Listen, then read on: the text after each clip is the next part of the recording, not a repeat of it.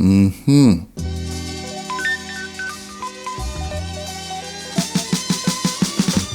we're gonna do a little kitchen experiment. I'm gonna make fry bake, 2 different ways. Now, sometimes I would make fry bake using baking powder, and I know a lot of people use baking powder to make fry bake, and people also use yeast to make fry bake. So I was wondering if it have any difference in the final outcome between the two. Some people swear by the baking powder, some people swear by the yeast. So I'm gonna try a recipe using same measurements and everything, but the only difference would be one would be baking powder and the other one would be yeast. And I'm gonna see what's the final outcome, if it have any difference, if one have any advantage over the other. Yeah, should be a little fun experiment. I mean, who doesn't like a good fry bake? And the thing that is make a fry bake perfect for me is one that, you know, it light brown to golden brown in color. It have a nice puffiness to it, so it puff up real nice when you're frying it, so that when you open it, it almost just kind of form a nice pocket, so you could kind of just fill it with your whatever fillings that you have, your bulge or whatever the case may be. And it had to be crispy, you know, a little crispy to the exterior, but the interior, it must be light and fluffy and not too bready. That to me is a perfect fry bake. So we're gonna take a look at these 2 leavening agents, the baking powder and the yeast, and we're gonna see what kind of results they give. If you know one is preferred over the other in terms of the lightness and the fluffiness of the bake, if one is more bready than the other, by the end of this video, we'll get to the truth. So this fry bake recipe is pretty straightforward. You have 3 cups of all-purpose flour, teaspoon of sugar, teaspoon of salt, and the first one, I add in baking powder.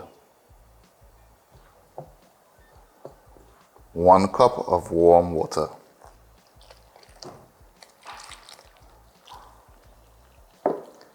And unlike bread, you don't need this for like no 8 minutes or anything like that. This is basically, you need it until it comes together to a ball and then leave it, because you don't need any gluten development with this at all. Alright, so once the dough comes together, just wanna put it onto your surface. And again, this is no big set of kneading that's gonna take place here. You really just wanna bring it into a smooth ball, and then we're gonna leave it to rest for about 5 to 10 minutes. And then I'm gonna portion it out into little balls that will be used to roll out for our bakes. Just wanna get all this excess dough off my hands. Alright, so I've been kneading this for less than 2 minutes, and you know, we have it in a nice ball here. Again, this doesn't take no set of kneading, it's really just for the dough to come together. I'm gonna rest it back in the bowl, and I'm gonna cover this and just let it rest for about 5 minutes.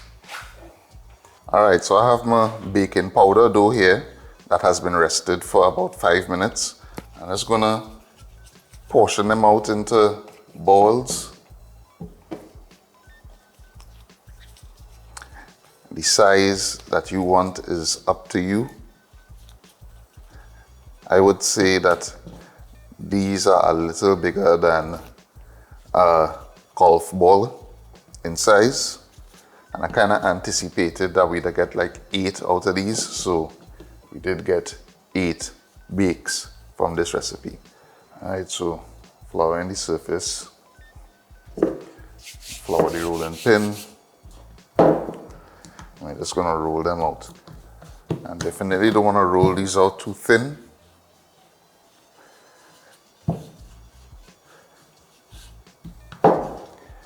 About 4 to 5 inches in diameter and about this thickness, and it should be good to go. Alright, so I have my dough all rolled out here and we're ready for frying. So we start frying up these bad boys. Press that in, away from you. And bake is a thing that don't take long to fry at all. I would say between like a minute and a minute and a half is all that you need.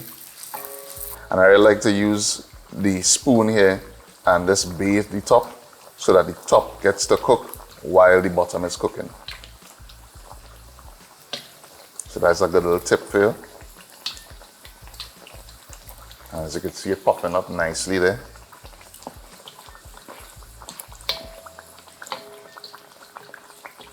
Just gonna flip it. So let the other side cook as well. All right. Just let this excess oil drain.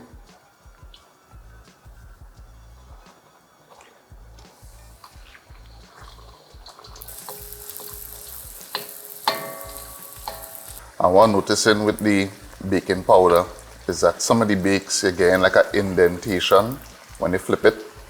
So it's kind of popping up on the top side and leaving a crater on the other side, as you can see here.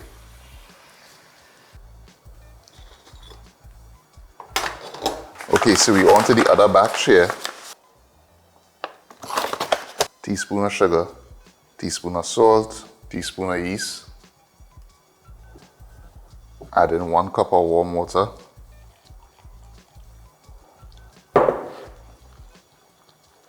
I just want to transfer it onto the surface, and again just kind of bring this together into a smooth ball.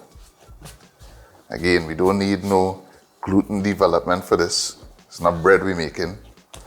So as long as it comes together and it's smooth, we're good to go. Alright, so we have a nice smooth ball of dough going on here. So same thing, just going to rest it into the bowl, cover it, and allow it to rest for about 5 minutes. Alright, so now I have my yeast dough that I'm going to divide into equal parts.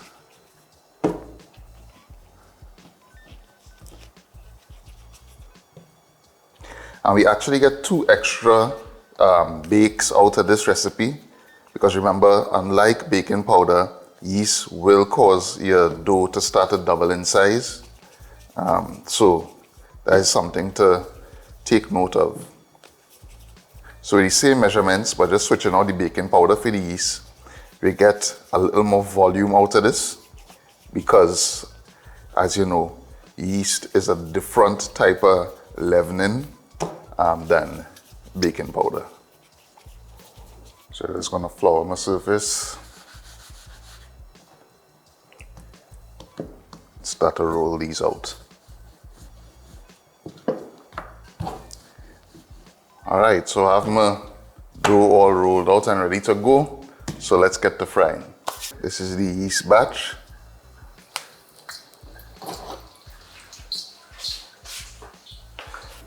And immediately I see that you're getting way more puffiness from the yeast than the baking powder. Flip it. And remember, this doesn't take long to cook. A minute and a half, and it should be good.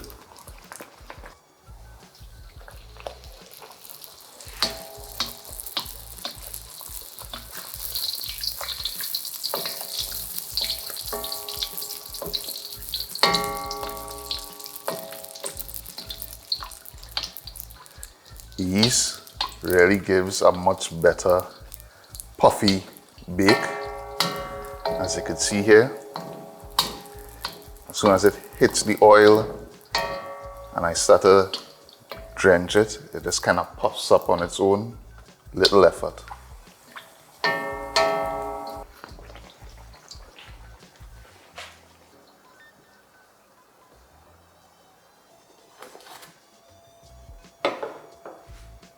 Alright, so that is it. Our 2 batches of bakes are done. And this is the baking powder dough, and this is the yeast dough. So again, baking powder dough here is our baking powder dough, and this is our yeast dough.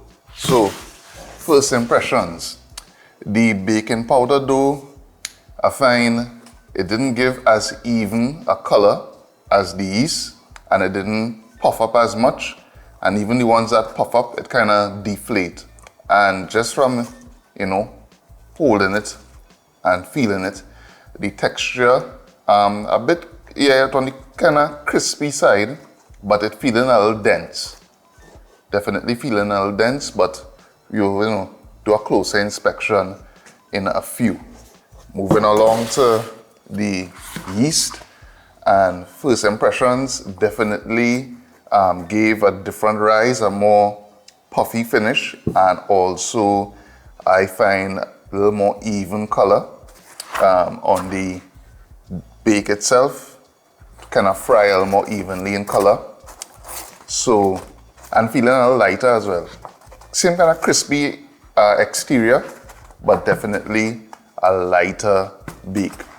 So let us go in for a closer inspection.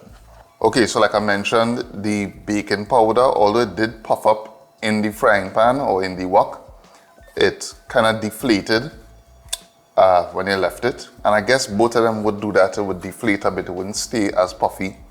I'm just gonna tear it.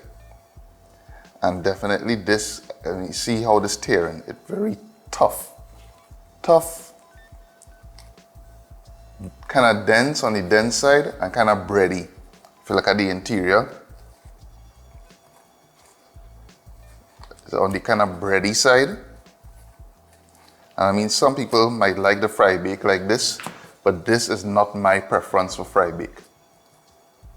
See, more on the bready side.